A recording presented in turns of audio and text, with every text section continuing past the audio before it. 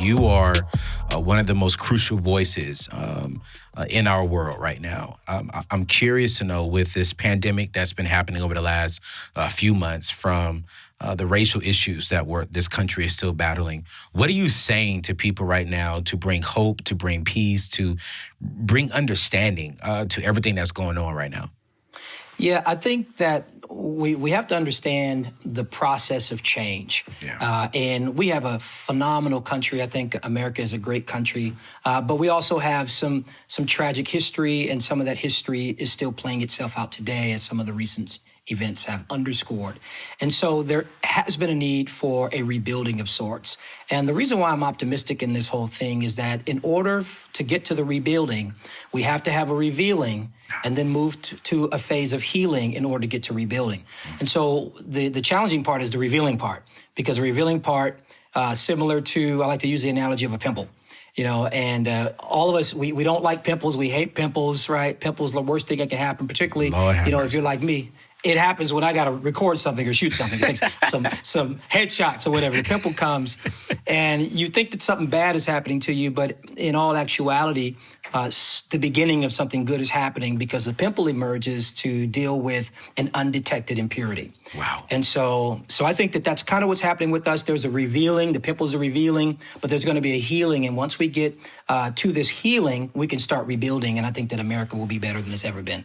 I love that. When you think about healing, what's the role that millennials, that 18 to 34, 35, what can we do to help that process of healing? Absolutely. Well, I think that millennials are blessed with incredible inherent skills like innovation. They are very passionate. I say I'm outside of it for about 7 years outside of being a millennial. I'm close enough to it to get it a little bit, but outside of it in the Gen X. But I think that millennials are strong. I think that they're passionate. I think that they're innovative, which means that any good message is going to echo exponentially because of the millennial influence. And so I think I would say to use all of those gifts, all of those tools, that passion, that innovation, but to do it with wisdom. So in other words, be learning. We've this is the information age, so knowledge is everywhere.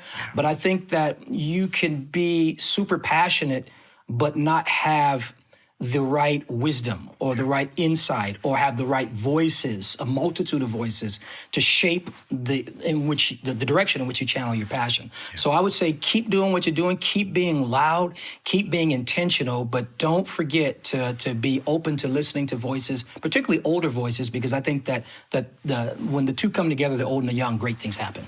And that's wise. I've had several phone call conversations with you, and I'm happy that you're not in the millennial age, because I look up to you, and your wisdom is by far ahead of me.